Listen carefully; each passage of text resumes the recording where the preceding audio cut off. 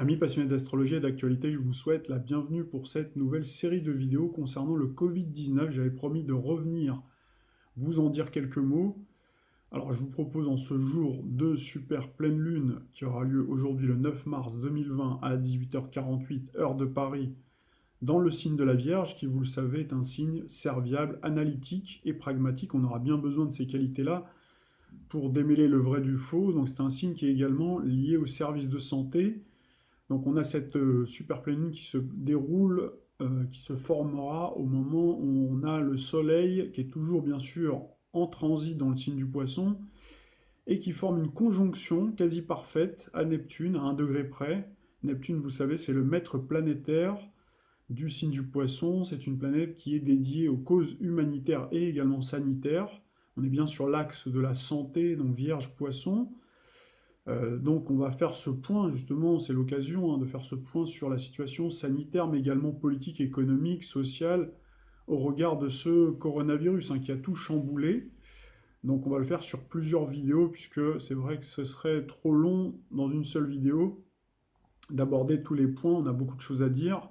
Alors dans les précédents volets, nous avions un peu débroussaillé et donné les premières grandes informations officielles et également off, et vous aviez également les grandes lignes.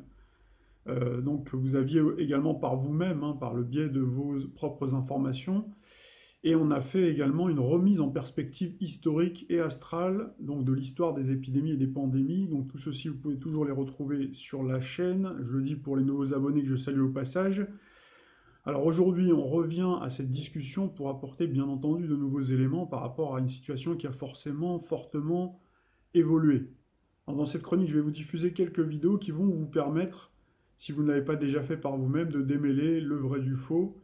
Parce que vous avez pu le constater, nous avons eu un flot d'informations assez important, dont nombreuses informations sont assez contradictoires.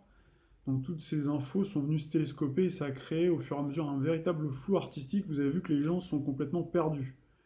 Et on retrouve bien justement dans le ciel la valorisation du Poisson. C'est un signe qui peut facilement effectivement se laisser impressionner, se laisser manipuler. C'est un signe qui parfois est réputé pour ne pas être très organisé, justement contrairement à la Vierge, qui en règle générale est plutôt organisée, mais elle-même, d'ailleurs peut-être les personnes qui sont du signe de la Vierge ou du Poisson peuvent peut-être se reconnaître, mais la Vierge en ce moment est un peu perturbée justement par cette opposition à Neptune, donc la valorisation du Poisson avec le Soleil.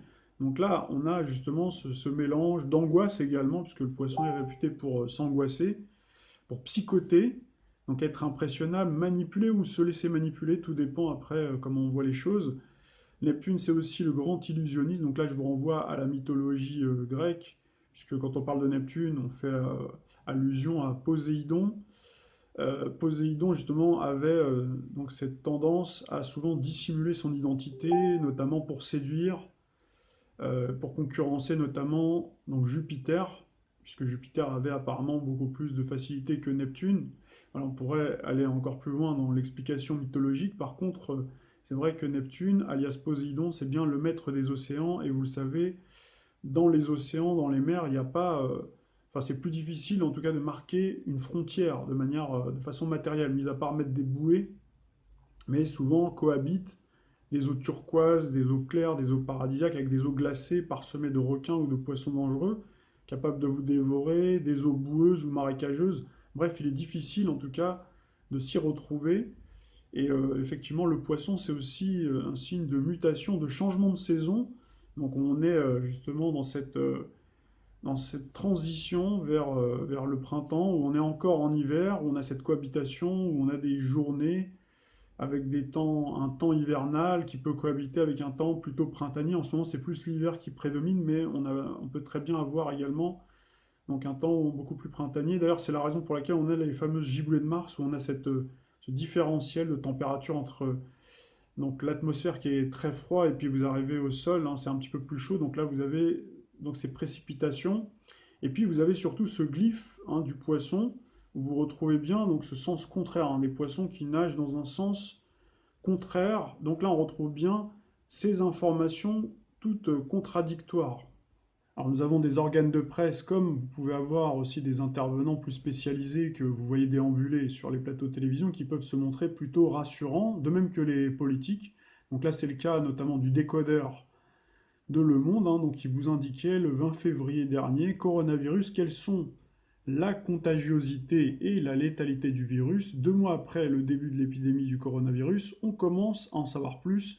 Dans 80% des cas, l'infection est bénigne et environ 2% des infections sont létales. Et vous allez trouver d'autres articles de presse, hein, qui vont effectivement vous dire, à juste titre, hein, que c'est beaucoup plus dangereux que la grippe saisonnière. Et vous avez également surtout des mesures qui sont prises, hein, des mesures quand même assez draconiennes, des mesures drastiques qui sont calquées d'ailleurs, hein, sur ce qui s'est passé en Chine, donc ça on va y revenir.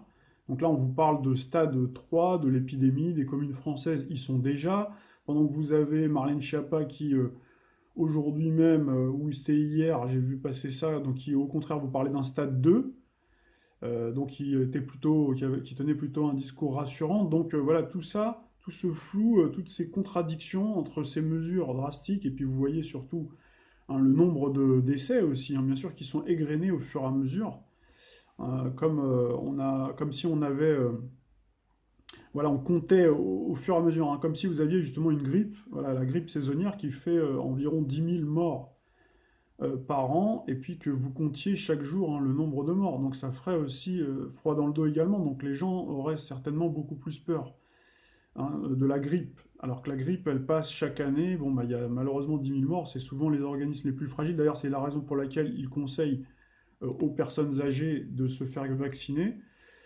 Maintenant, c'est vrai que c'est une maladie, le coronavirus, forcément, hein, c'est la nouveauté aussi.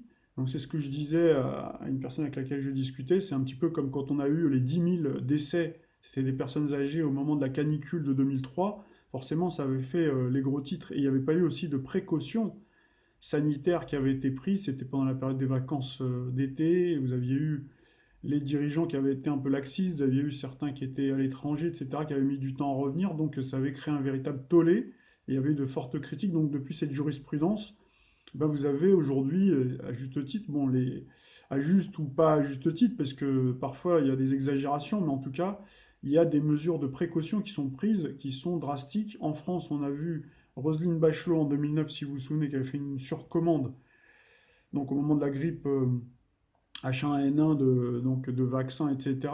Bon, après, ça fait la joie aussi des laboratoires, puisque finalement, cet argent-là a été gaspillé, et tous ces vaccins n'ont pas été utilisés, hein. Donc, du coup, vous voyez, l'un dans l'autre, hein, il n'y a jamais de toute façon de solution miracle. C'est vrai que ça ne doit pas être facile, hein, quand on est dirigeant politique, mais disons qu'il y a aussi d'autres enjeux qui sont souvent cachés derrière. Et on est là justement pour tenter d'extirper, de mettre en évidence, hein, justement toutes ces informations-là. Alors pour expliquer également ce grand décalage abyssal, hein, dans les informations, donc pour employer un terme, hein, qui se rapporte à la sémantique aquatique de Neptune, je dirais aussi que les rédactions doivent naviguer à vue forcément, hein, puisqu'ils récoltent les informations au fur et à mesure qu'elles arrivent, au compte-gouttes. Et vous avez donc ces experts de la santé d'ailleurs qui ne sont pas toujours tous d'accord. Et puis derrière, on a ces politiques donc qui sont aussi largués. Alors certains ont même largué les amarres, hein. Vous avez vu que Agnès Buzyn donc, est partie pour concourir, donc en tant que maire, hein, candidaté comme maire de Paris, donc est venu remplacer au pied levé Benjamin Griveaux, forfait pour les raisons que vous connaissez. Et donc vous avez un nouveau ministre de la Santé, donc tout ça, ça fait un petit peu désordre également. Et puis voilà, vous avez également surtout des politiques, hein, qui ont désormais pris l'habitude de prendre leurs ordres auprès des hautes instances de l'Union européenne. Et donc ils s'en remettent beaucoup forcément à l'OMS, hein, qui est un des embryons du nouvel ordre mondial. Et donc ce que j'indiquais aussi, c'est qu'on a beaucoup d'informations contradictoires, comme souvent ces dernières années, pour dérouter, désorienter, effrayer. La peur, c'est la meilleure amie, hein, meilleure arme, pardon, pour manipuler, mais c'est la meilleure amie également. Donc dans ces conditions, le premier sauveur est souvent accueilli avec soulagement, même s'il fait partie de la même filiation que ceux qui sont responsables et coupables d'une situation, hein. Vous vous souvenez de cette maxime de Sarah Arendt que j'avais présentée dans une précédente vidéo que je vais vous remontrer. Voilà, Sarah Arendt disait donc quand tout le monde vous ment en permanence, le résultat n'est pas que vous allez croire ces mensonges, mais que plus personne ne croira plus rien. Un peuple qui ne peut plus rien croire est privé non seulement de sa capacité d'agir, mais aussi de sa capacité de penser et de juger. Et d'un tel peuple, vous en ferez ce que vous voudrez. Je vais vous diffuser de suite un florilège de vidéos et donc vous allez pouvoir vous faire dans un premier temps votre propre idée et confronter avec les sources que vous avez vous-même déjà et toutes celles que l'on a nous produites ou que les abonnés de la chaîne ont eu la gentillesse de partager. Et puis je reviens dans une seconde partie donc pour donner mes commentaires et puis pour approfondir. Donc vous verrez le titre forcément va changer, mais ça continue, c'est dans la continuité, ça s'inscrit dans la continuité de cette vidéo. Dit Caroline Dieudonné, la différence entre la grippe et le coronavirus, qu'en sait-on?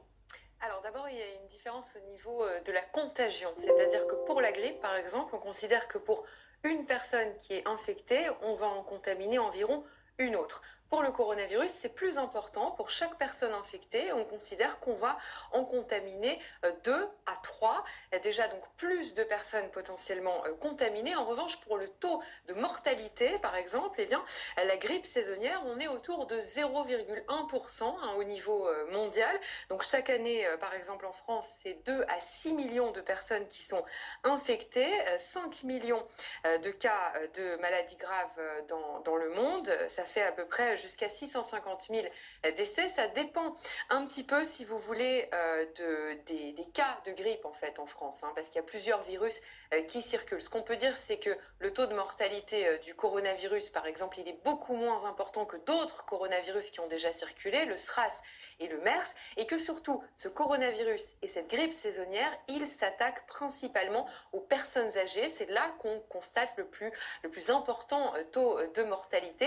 Pour la grippe saisonnière, donc c'est la même chose que pour le coronavirus. Toutefois, si le coronavirus ne touche pas du tout les enfants, il n'y a pas de décès en dessous de 10 ans, et bien de temps en temps, le virus de la grippe saisonnière peut un petit peu plus affecter les enfants en fonction du virus qui circule. Merci, Caroline. Coronavirus de Wuhan. Parce que depuis ma première vidéo sur le sujet, sortie il y a environ un mois, il s'est passé un certain nombre de trucs quand même. Avant toute chose, je voulais vous dire que cette vidéo risque d'être démonétisée, donc également d'être beaucoup moins mise en avant. C'est un peu dommage. Ma première vidéo sur le sujet a été démonétisée elle aussi. Je vais pas me plaindre sur le sujet de la démonétisation parce que je suis très peu touché par ça. Et pour ce sujet spécifiquement, je trouve ça assez grave parce que c'est un sujet très important et donc couper la parole et interférer avec la bonne diffusion de ce genre de vidéo, c'est aussi laisser la terreur s'installer par les informations diffusées par certains plus gros médias qui n'hésitent pas à faire dans le sensationnel, tu vois. Donc avant tout, n'hésitez pas à faire vous la mise en avant de cette vidéo en la partageant, etc. pour tenter de contrer ce problème, ça me semble important. Merci. Vu que les choses évoluent assez vite et que le virus est tranquillement en train de s'installer un petit peu partout comme ça en Europe, on va faire le tour de l'actualité et essayer de prendre tout ça avec suffisamment de recul plutôt que de céder à la panique. Comme cette vidéo est la deuxième que je fais sur le sujet, je vais donc pas aborder certains points que j'ai déjà abordés dans la première, évidemment. Donc si vous voulez plus d'infos sur le virus ou la famille des coronavirus, ainsi que les épidémies de coronavirus ayant déjà eu lieu par le passé, je vous recommande de jeter un œil à la première vidéo si c'est pas déjà fait. C'est vrai que quand j'ai sorti ma première vidéo il y a un mois, on faisait encore nos petits mèmes tranquillement, en se moquant des petites affiches mises dans les aéroports, mais maintenant on est quand même passé à la vitesse supérieure avec des quarantaines installées un peu partout, des événements annulés et des gens qui dévalisent les magasins un petit peu comme si c'était la fin du monde. Mais y a-t-il vraiment de quoi s'inquiéter? C'est ce qu'on va voir ensemble, ok? Déjà, premièrement, il a un nouveau petit nom, ce coronavirus de Wuhan. On parle maintenant de Covid-19, ce qui est en fait l'abréviation tout simplement de coronavirus disease 19. Attendez, non, on parle aussi de SARS-CoV-2. Mais alors, c'est quoi le véritable nom du coronavirus? En fait, le nom du virus en lui-même, c'est bien SARS-CoV-2, tandis que le nom de la maladie qu'il provoque, c'est le Covid-19. Tout comme le sida est par exemple une maladie provoquée par le virus de l'immunodéficience humaine, c'est-à-dire le VIH, tu vois. Donc voilà pour le nom, c'est toujours mieux de savoir à qui on a affaire. Comme la situation vraiment évolue de jour en jour, vous l'avez vu, c'est fou, les informations et les chiffres que je vais donner dans cette vidéo, dans cette nouvelle mise à jour, sont susceptibles de changer. De changer évidemment en fonction de la date à laquelle vous regardez cette vidéo. Sachez donc que j'ai bouclé son écriture le mercredi 4 mars, en prenant en compte évidemment les informations disponibles à ce moment-là. Nous savons donc désormais, grâce au séquençage de son génome, que le SARS-CoV-2 possède un matériel génétique très proche d'un coronavirus isolé de la chauve-souris. Donc là-dessus, Ça bouge pas, le virus viendrait de la chauve-souris. En revanche, on ne connaît toujours pas son hôte intermédiaire, qui aurait servi à faire le lien entre la chauve-souris et l'humain. Dans tous les cas, à l'heure actuelle, la transmission se fait essentiellement d'humain à humain. C'est assez dur d'avoir des chiffres extrêmement précis sur le nombre de personnes infectées depuis le début de l'épidémie, mais il se situerait désormais autour de 95 000 personnes, dont 80 000 en Chine. En sachant qu'une personne infectée ne sera pas forcément diagnostiquée si elle ne présente pas de symptômes par exemple, et à l'inverse, une personne diagnostiquée ne sera pas forcément infectée, comme je vais l'expliquer après. Sur les 95 000 cas confirmés, on dénombre plus de 51 000 guérisons et un peu plus de 3 200 morts. La multiplication des cas confirmés fait les gros titres de la presse en ce moment, créant évidemment une inquiétude globale assez palpable, tu vois. Hein, tout le monde est pas bien. Notamment puisqu'en Chine, les chiffres montrent par exemple des pics assez importants d'un seul coup. Il faut pourtant savoir faire la part des choses. Mi-février, les autorités sanitaires chinoises ont décidé carrément d'inclure dans les cas confirmés les personnes présentant des symptômes similaires à ceux du Covid-19, c'est-à-dire la toux ou des difficultés à respirer, même si les personnes n'avaient pas été officiellement diagnostiquées ou avaient reçu un diagnostic négatif au Covid-19, ce qui a eu pour conséquence de multiplier le nombre de cas recensés quotidiennement par 9. J'ai galéré à le faire. Et ça du jour au lendemain. Donc forcément, quand on ne creuse pas les raisons de cette augmentation, c'est pas vraiment très rassurant de voir ce genre d'infos circuler. Comme quoi c'est important de creuser le truc, tu vois. Et voilà, les médias donnent pas tout. Quoi qu'il en soit, le nombre de morts correspondrait donc à 3,4% des personnes diagnostiquées. Là encore, il faut savoir rentrer dans le détail. Premièrement, le taux de mortalité augmente très nettement avec l'âge. On dénombre très peu de décès chez les enfants de moins de 10 ans. Chez les personnes âgées de 10 à 39 ans, le taux de létalité passe à 0,2%. De 40 à 49 ans, il est de 0,4%. De 50 à 59 ans, il est de 1,3%. Et de 60 à 69 ans, il est de 3,6%. C'est à partir de 70 ans que les chiffres grimpent nettement. Le taux de létalité chez les personnes âgées de 70 à 79 ans est de 8%. Et à partir de 80 ans, il est de 14,8%. Là, c'est un peu plus bourrin. De la même manière, le taux de létalité est plus important chez les personnes possédant déjà des problèmes médicaux. Le taux de létalité, par exemple, pour des personnes souffrant de maladies cardiovasculaires est de 10,5%. Bon, voilà pour les chiffres. En creusant un peu donc ces fameux chiffres, justement, on se rend compte que la maladie provoque un risque important principalement chez les personnes âgées, ainsi que chez les personnes présentant ce qu'on appelle une comorbidité, c'est-à-dire la présence d'une autre maladie. Parmi celles-ci, les personnes les plus touchées sont surtout celles souffrant d'une hypertension, puis de diabète, de maladie coronarienne, d'infarctus cérébral, de bronchite chronique, ainsi que la maladie de Parkinson. Un autre élément susceptible de faire gonfler ces chiffres, c'est la présence d'une couverture médicale adaptée ou non. Les chiffres indiquent ainsi que 18% des cas recensés requièrent une hospitalisation, avec une éventuelle aide respiratoire. La multiplication des cas et la limitation des ressources peut alors faire augmenter le nombre de morts dans une région fortement impactée, comme c'est le cas notamment à Wuhan, où le taux de létalité est de 5,8% alors qu'il est de 0,7% dans le reste de la Chine. Il faut quand même bien prendre en compte, et c'est important, qu'on ne pourra connaître le vrai taux de létalité de l'épidémie que lorsque celle-ci sera terminée. Si l'on compare ces chiffres avec la France, où 257 cas ont été confirmés depuis le début de l'épidémie, pour 4 morts à l'heure actuelle, le taux de létalité dans notre pays est donc pour l'instant de 1,56%. Les 4 personnes décédées étant respectivement âgées de 81 ans, 60, 89 et 91 ans, en sachant justement que la personne de 60 ans présentait une comorbidité, comme je vous l'ai dit tout à l'heure. On est donc encore assez loin d'un taux de létalité digne d'une bonne grosse peste médiévale, tu vois. Même s'il faut évidemment bien prendre soin des personnes à risque. C'est pour ces raisons que l'arrivée du SARS-CoV-2 dans un pays comme les États-Unis peut être inquiétante. Sans couverture sociale, la plupart des personnes infectées ne se font pas diagnostiquer et du coup l'épidémie peut être compliquée à contrôler, avec comme résultat un taux de létalité potentiellement plus élevé. En prenant en compte des sommes atteignant plusieurs milliers de dollars pour un simple diagnostic, de nombreuses familles sans ressources préfèrent tout simplement ne pas aller se faire soigner. Ah oui, tiens d'ailleurs, comment ça se soigne le Covid-19 ? Comme je le disais tout à l'heure, seuls environ 18% des cas requièrent une hospitalisation. La grande majorité des personnes diagnostiquées souffrent souvent de symptômes relativement similaires à ceux de la grippe saisonnière. Fièvre ou sensation de fièvre, signes de difficultés respiratoires de type toux ou essoufflement, et parfois des troubles digestifs. En ce qui concerne le Covid-19, l'apparition de symptômes se fait au bout de 6 jours, en moyenne. Mais il a été observé que certains individus pouvaient être porteurs du virus en étant asymptomatiques. Dans plus de 80% des cas, donc, les personnes guérissent sans avoir besoin de soins particuliers. Chez les personnes hospitalisées, les troubles respiratoires peuvent évoluer en syndrome de détresse respiratoire aiguë ou SDRA, ce qui requiert de mettre ces personnes sous assistance respiratoire. Les soins prodigués servent pour l'instant à calmer les symptômes et ne sont donc pas curatifs. Tout simplement parce qu'à l'heure actuelle, on n'a pas encore trouvé de remède au Covid-19. Mais ça, je pense que vous le saviez déjà. C'est notre système immunitaire qui fait le taf pour l'instant, et puis il le fait pas trop mal, vu le pourcentage de guérison. On parle aussi d'un vaccin éventuel, mais il va falloir prendre vraiment son mal en patience, vu que selon l'Institut Pasteur, un tel vaccin ne pourrait pas voir le jour avant au moins 18 mois. Et oui, il faut savoir qu'en général, concevoir un vaccin prend en moyenne 2 à 5 5 ans. Donc 18 mois, c'est quand même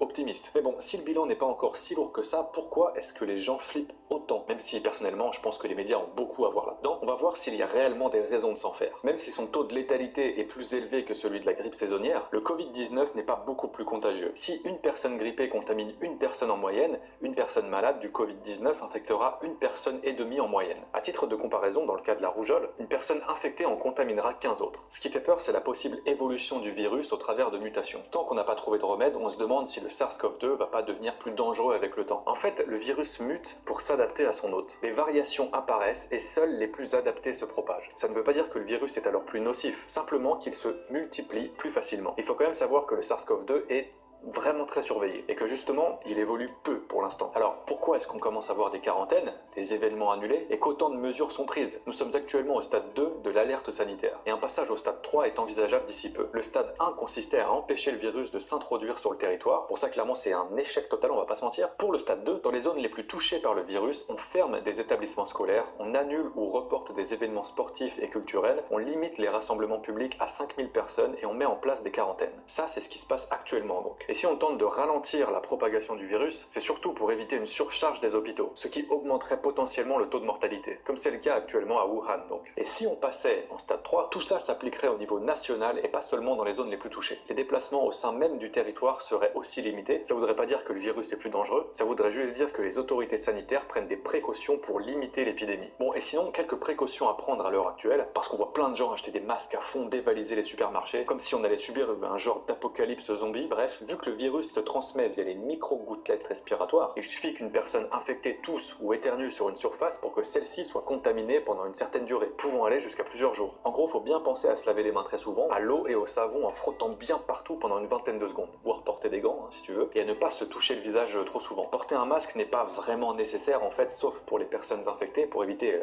qu'elle le donne à d'autres en fait, justement pour pas qu'elle foute ces fameuses micro-gouttelettes partout. D'ailleurs, si vous êtes infecté, ne toussez pas dans vos mains, mais dans un mouchoir jetable ou dans votre coude si vous n'avez pas de mouchoir. Et pensez bien également à jeter tout de suite votre mouchoir. Maintenant, si vous commencez à vous sentir pas top, et que vos symptômes sont proches de ceux énoncés plus tôt, surtout, bougez pas de chez vous.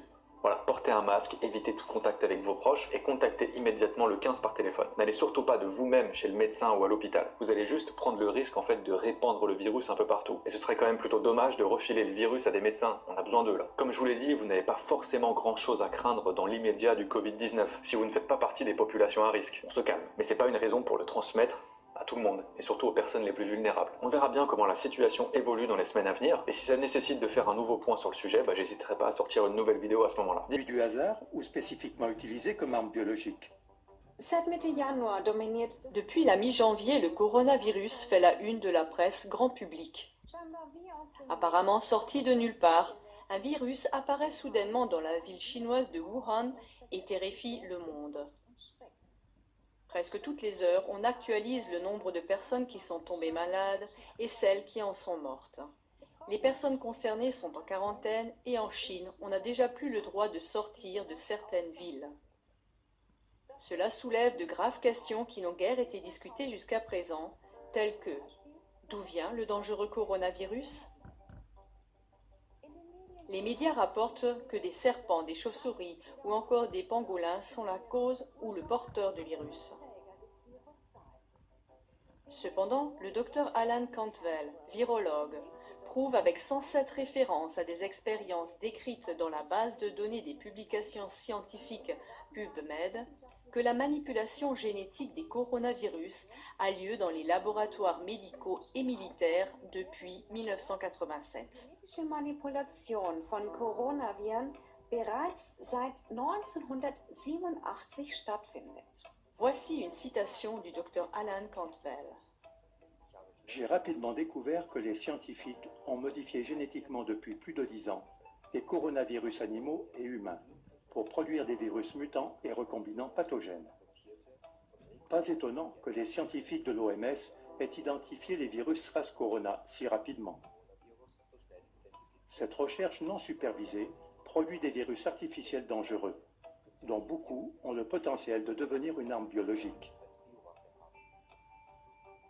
Eine Expertenanalyse des Une analyse experte du docteur James Lyons-Weiler, virologue, montre même qu'un fragment particulier de la séquence génétique du virus ne peut avoir été inséré qu'en laboratoire. Les constatations des deux virologues selon lesquelles le dangereux coronavirus provient d'un laboratoire et a été génétiquement modifié sont étayées par le fait que plusieurs brevets sur les coronavirus ont été officiellement enregistrés. Patente auf Coronaviren offiziell registriert sind. Ces faits conduisent inévitablement à une autre question importante. Le coronavirus pourrait-il avoir été délibérément lâché sur le lieu de l'épidémie?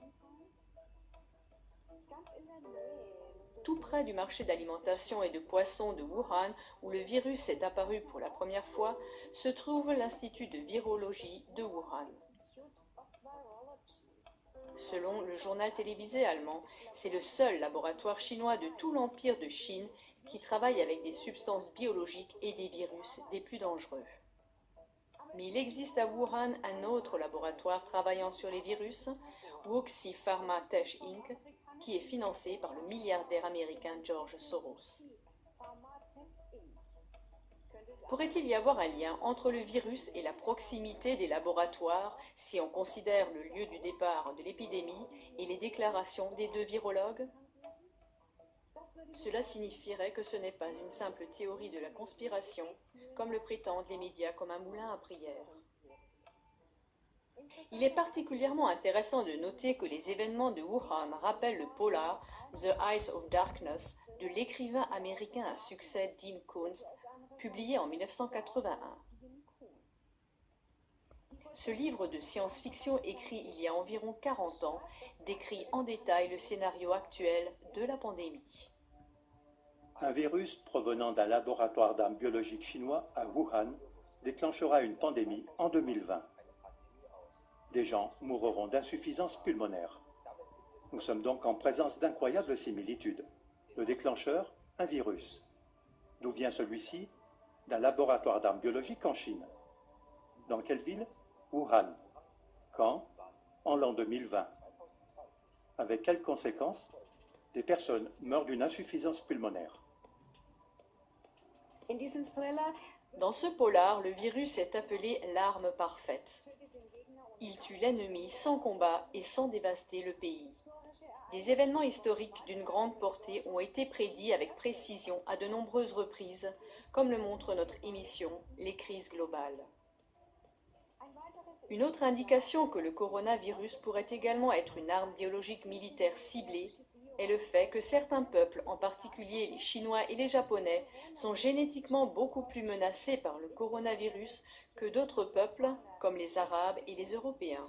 stärker gefährdet sind als andere Völker, wie zum Beispiel Araber und Europäer. Cela se reflète également dans le nombre de malades et de morts. Chers téléspectateurs, faites-vous votre propre opinion pour savoir si le coronavirus est arrivé par pur hasard ou s'il a été délibérément utilisé comme une arme biologique militaire. Les sources seront indiquées dans le générique. Êtes-vous intéressé par les faits présentés dans cette émission? Alors transmettez le lien de cette émission via les réseaux sociaux ou par email au plus grand nombre possible de vos amis et connaissances.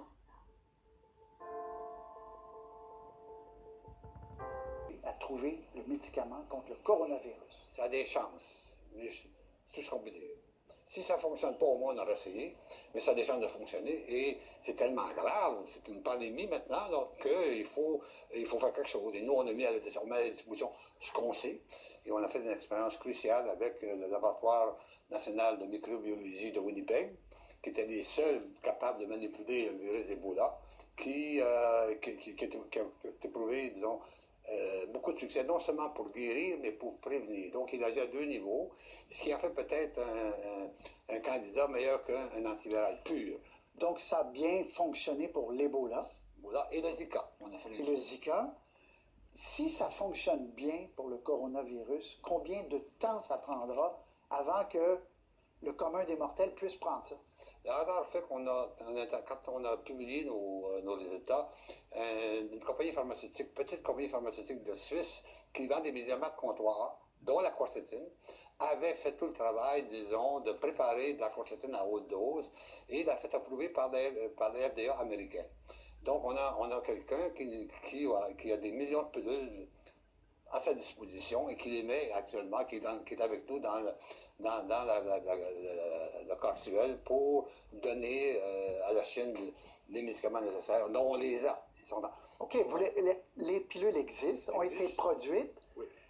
Donc, est-ce que vous partez avec des caisses de pilules vers la Chine? C'est ça. Ce soir, on va décider, ce midi, on a une conférence téléphonique avec nos collègues de Suisse, de la compagnie, pour lui demander le nombre de comprimés suffisants pour faire un essai clinique sur un total de 1000 malades, qui va demander 120 à Wuhan, qui va demander à peu près 120 000 comprimés. C'est 4 par jour par patient. Et normalement, on devrait être capable de les livrer d'ici une semaine. La chloroquine pour contrer le coronavirus. C'est ce que semble démontrer une étude menée en Chine et relayée en France par le professeur Didier Raoult. Ils viennent de sortir leur premier essai chez les patients en montrant que c'est parfaitement efficace, si vous voulez, dans le traitement des gens qui ont des coronavirus. Nous, on utilise depuis une quarantaine d'années pour le traitement des infections avec des bactéries qui vivent comme des virus à l'intérieur des cellules. Donc c'est un médicament très connu dans la toxicité, très très bien connu et qui coûte rien, 10 centimes le comprimé. Un médicament accessible, disponible et facile à manipuler, utilisé contre le paludisme, mais qui ne convainc pas l'ensemble du corps médical. La chloroquine est un produit qui marche contre un parasite, non pas contre un virus, qui est le paludisme. Je crois que dans ces phases de traitement, il faut être très prudent et prendre les études une par une. Ce n'est pas une étude qui permet de généraliser forcément l'ensemble du traitement. La chloroquine est en plus un produit qui est quand même assez toxique, à forte dose. Il faut être prudent et laisser l'ensemble des spécialistes travailler sur des solutions thérapeutiques. Mais pour l'instant, la chloroquine n'a jamais traité un virus. Informé de l'effet que pourrait avoir la chloroquine, le ministre de la Santé affirme avoir fait remonter cette information à la Direction générale de la Santé, qui analyse désormais ses effets. Que la chloroquine, qui est le principe actif de la nivaquine, le antimalaria, est très efficace. Il l'a été contre le SRAS, il pourrait l'être contre le coronavirus. C'est vrai ou faux? Alors, très simple. Oui, très, très simple, mais c'est effectivement très précis parce que tous les spécialistes que j'ai vus hier disent la chloroquine, à chaque fois qu'il y a un nouveau virus, il y a un type pour raconter que ça va marcher. Il se trouve que la chloroquine marche très bien dans une éprouvette et elle n'a jamais marché chez un être vivant. Donc, monsieur Poirette, vous n'êtes pas une éprouvette. Donc, ne croyez pas qu'en mettant de la chloroquine, vous allez vous protéger.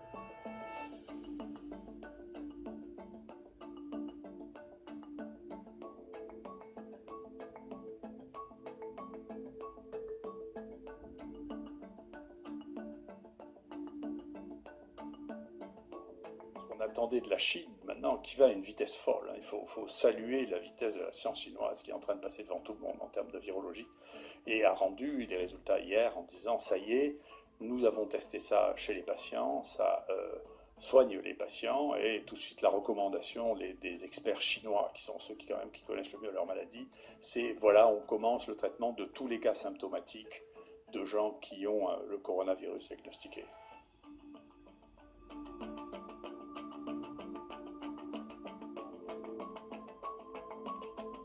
J'imagine qu'il va y avoir des essais, mais vous savez bien qu'on ne peut pas faire des essais comme ça sans aucun préalable, même si la chloroquine est un médicament qu'on connaît bien et pour lequel on a un recul très important puisqu'on l'utilise depuis très très longtemps. On ne peut pas improviser comme ça son utilisation sans avoir regardé les tenants et les aboutissants.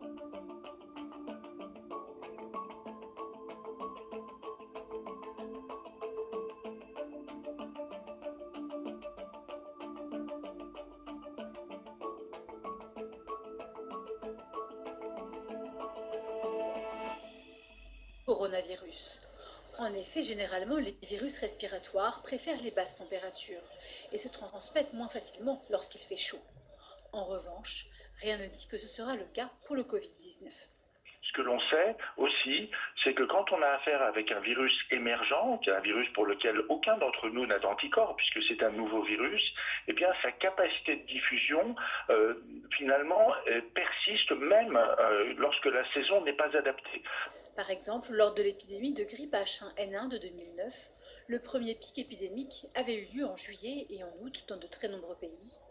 Mais si actuellement des pays comme l'Australie ou la Malaisie sont atteints, les cas sont pour l'instant moins nombreux, ce qui peut laisser un peu d'optimisme. On peut espérer qu'un certain nombre de cas qui seraient survenus si on était en période hivernale ne surviendraient pas parce que la transmission, même si elle reste possible, et elle sera probablement importante, sera moins importante que si c'était survenu en hiver.